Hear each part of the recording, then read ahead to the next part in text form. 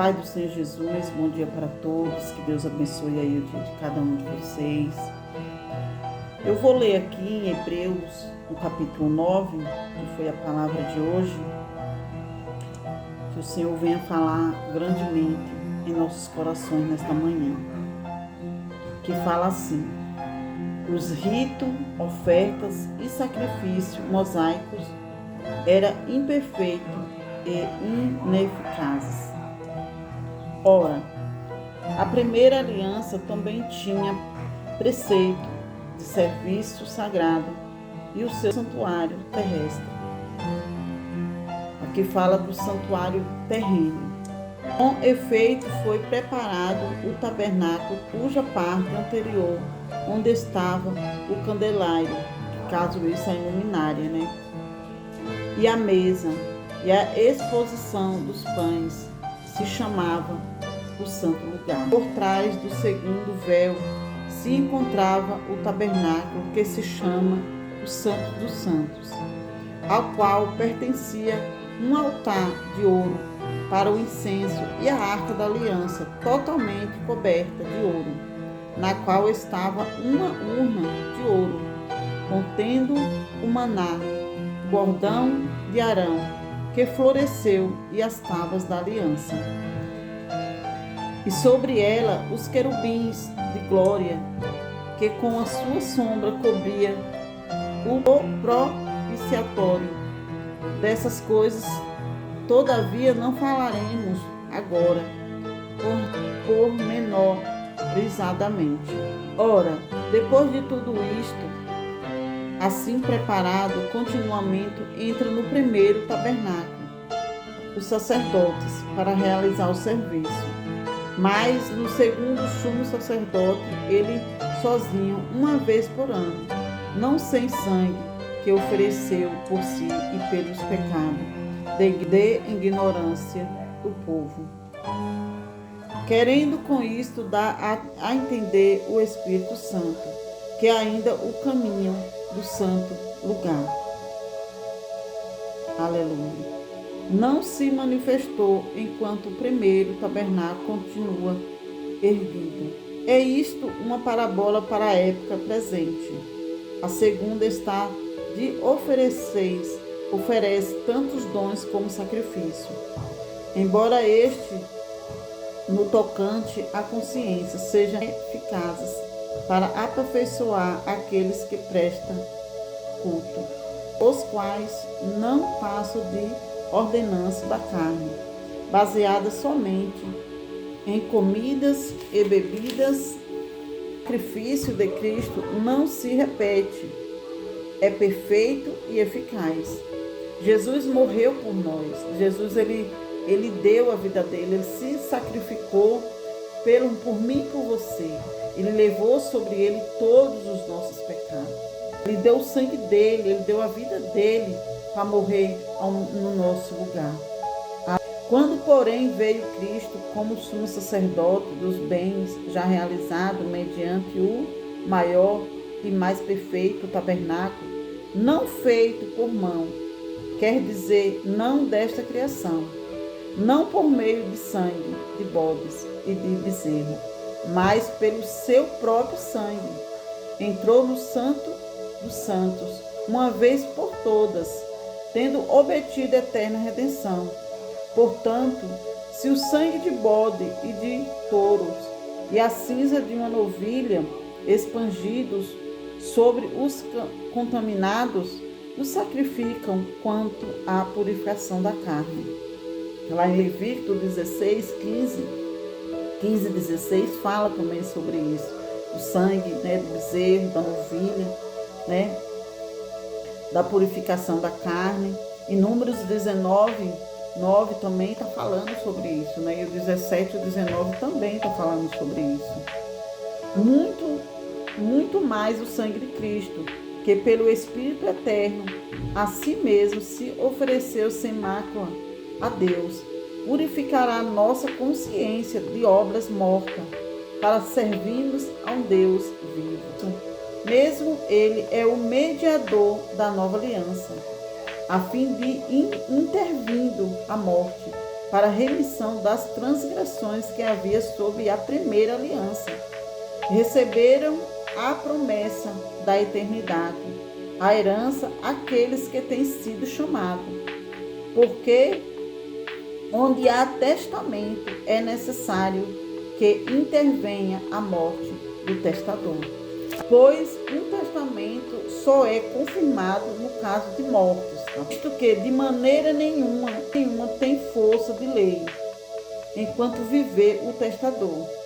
Esse testamento ele só é válido na hora que a pessoa parte para a eternidade. Aí a pessoa, o herdeiro é que toma posse dessa herança. Mas enquanto ele estiver vivo, ele não tem direito ainda a esse testamento. Porque nem a primeira aliança foi sancionada sem sangue. Porque havendo Moisés proclamado todos os mandamentos segundo a lei, a todos o povo tomou não só o próprio livro, como também sobre todo o povo, dizendo: este é o sangue da aliança, a qual Deus prescreveu para vós outros. Lá em Êxodo 24, 6, 8 fala também sobre isso. Igualmente também expandiu com sangue o tabernáculo e todos os utensílios do serviço sagrado. Levítico 8,15 também fala a respeito. Com efeito, quase todas as coisas, segundo a lei, se purificaram com sangue, e sem derramamento de sangue não há remissão. Levíticos 17:11. Aleluia. O sacrifício de Cristo é eficaz para sempre. Então Deus ele sacrificou para sempre a favor da nossa vida. Era necessário, portanto, que as figuras das coisas que se acham nos céus se purificassem, sem contar sacrifício, mas as próprias coisas celestiais com sacrifício a eles superiores. Porque Cristo não entrou em santuário feito por mão, figura do verdadeiro, porém do mesmo céu, para comparecer agora por nós diante de Deus. Nem ainda para se oferecer a si mesmo, muitas vezes como sumo sacerdote, cada ano entra nos santos dos santos, com sangue alheio. Ora, neste caso seria necessário que ele tivesse sofrido muitas vezes desde a fundação do mundo. Agora, porém, ao se cumprirem os tempos, se manifestou uma vez por todas para aniquilar pelo sacrifício de si mesmo o pecado. E assim como aos homens está ordenado morrerem uma só vez, vindo depois disto o juízo. Assim, também Cristo, tendo se oferecido uma vez para sempre para tirar os pecados de muitos, aparecerá segunda vez sem pecado aos que o guardam para a salvação. A superioridade da aliança é desenvolvida ao apontar para o significado do culto antigo. O tabernáculo é retratado. Os sacrifícios feitos nele são registrados. O foco não está no templo, mas no tabernáculo. Muitos desaparecidos, apenas os judeus de Jerusalém ou em sua proximidade tinham acesso ao templo. Mas todos os judeus conheciam o tabernáculo através das Escrituras. A forma como o tabernáculo foi erigido, usado, refletia a ineficácia da antiga aliança. A forma antiga era centralizada nas questões eternas, como comidas e bebidas e diversas cerimônias de purificação. Ela tinha seu lugar até o tempo oportuno de reforma. Isto é, o tempo da nova aliança que Cristo inaugurou. Essa aliança substituiu todas as regras eternas. O Espírito Santo usou o modelo do tabernáculo para ensinar verdades importantes. Cristo como sumo sacerdote dos bens já realizados. Entrou no maior e mais perfeito tabernáculo que está nos céus. Na presença de Deus, no Santo dos Santos, ele ofereceu o próprio sangue. Jesus realizou através desse ato eterna redenção, a purificação da consciência dos salvos das suas obras mortas ou rituais inúteis, contrastando os sacrifícios levíticos só podiam purificar a carne. A morte de Cristo era necessário para colocar em vigor a nova aliança. Torna possível a remissão das transgressões, eterna herança, a remissão dos pecados, purificar as coisas celestes. Claramente, Cristo realizou tudo aquilo que o sacerdócio levítico e o sistema sacrificial do prefiguravam. Agora, os cristãos estavam vivendo os tempos do fim. O retorno de Cristo é apresentado como iminente.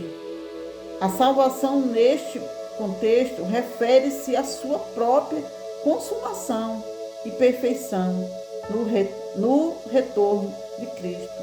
Sem pecado, indica que o pecado não requer outra expiação. Cristo lidou com o pecado na sua primeira vinda. Então, Cristo possa se nos abençoar e nós entender que Deus, ele se sacrificou por mim, por você. Por isso que nós estamos aqui hoje, porque ele morreu por nós. Então, fique com essa palavra, em nome de Jesus.